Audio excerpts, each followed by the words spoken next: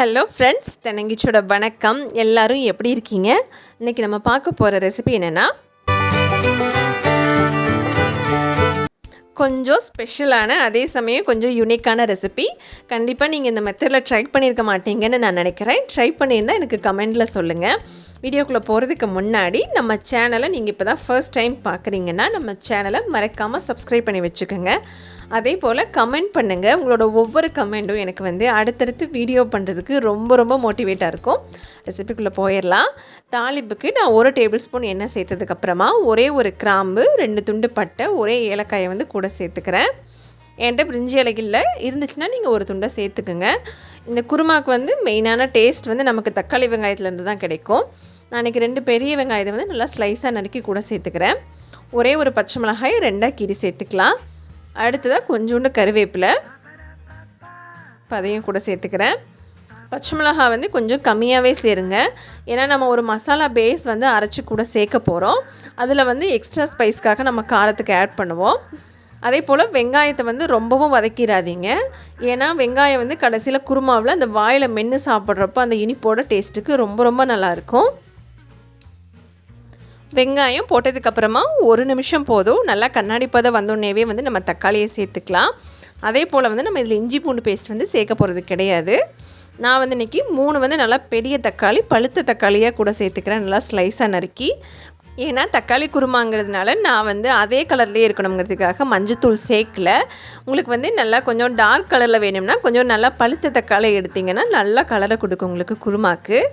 Yellow கலரில் வேணும்னா கொஞ்சோண்டு மஞ்சத்தூளை தக்காளி வழங்கினதுக்கப்புறமா கூட சேர்த்துக்குங்க. அதே சமயம் தக்காளி வழங்கினதுக்கப்புறமா 1 டேபிள் ஸ்பூன் சாம்பார் தூள் சேர்த்து அதுக்கப்புறமா அந்த தேங்காய் பேஸை சேர்த்தோம்னா இன்னும் ரொம்ப டேஸ்ட்டாக இருக்கும். இன்னொரு மெத்தடும் இருக்குது, அதையும் இந்த தேங்காய் பேஸ் அரைச்சதுக்கப்புறமா நான் சொல்கிறேன். தேங்காய் பேஸுக்கு 3/4 கப் இல்லைன்னா 1/2 கப் தேங்காய், 1 டேபிள் ஸ்பூன் பொட்டுக்கடலை. இது கொஞ்சம் திக்னஸை கொடுக்கும் குருமாக்கு. அடுத்ததான் 2 துண்டு பட்டை. நான் கெட்டிப்பட்டை தான் எடுத்துருக்கிறேன் இன்றைக்கி. 1 டீஸ்பூன் சோம்பு.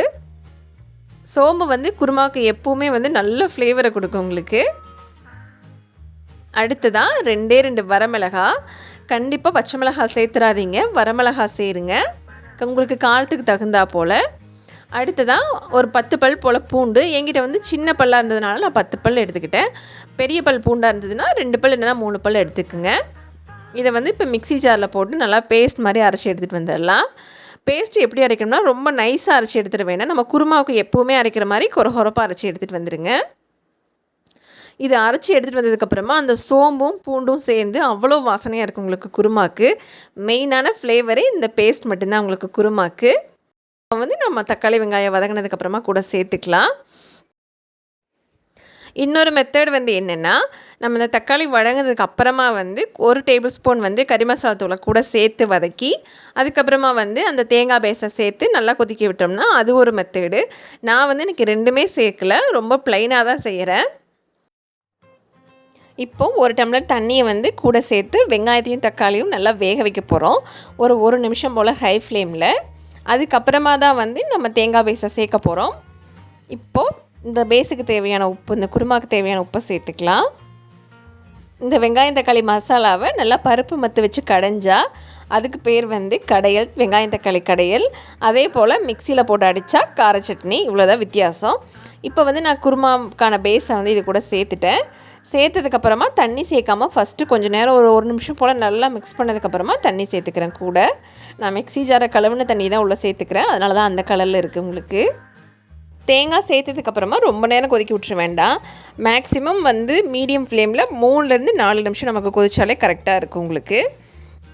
அப்புறம் இன்னொரு முக்கியமான விஷயம் என்னென்னா, குருமா இது கொஞ்சம் தண்ணியாட்டு தான் இருக்கும் உங்களுக்கு. இன்னும் கொஞ்சம் நீங்கள் திக்னஸ் வேணும்னு நினச்சா கூட அரைக்கிறப்போ 1 டேபிள் ஸ்பூன் பொட்டுக்கடலையை எக்ஸ்ட்ரா சேர்த்துக்குங்க. அதே போல் முக்கியமாக கசகசா சேர்த்துறாதீங்க இந்த குருமாக்கு. இந்த குருமா ரெசிபி இட்லி தோசைக்கு மட்டுமில்லை, பணியாரம் அதே போல் பூரிக்கு ரொம்ப நல்லாயிருக்கும். ரெசிபியை ட்ரை பண்ணால் மறக்காமல் ஃபீட்பேக்கை ஷேர் பண்ணுங்கள். வீடியோ பிடிச்சிருந்தா வீடியோக்கு ஒரு big thumbs up. Thanks for வாட்சிங்.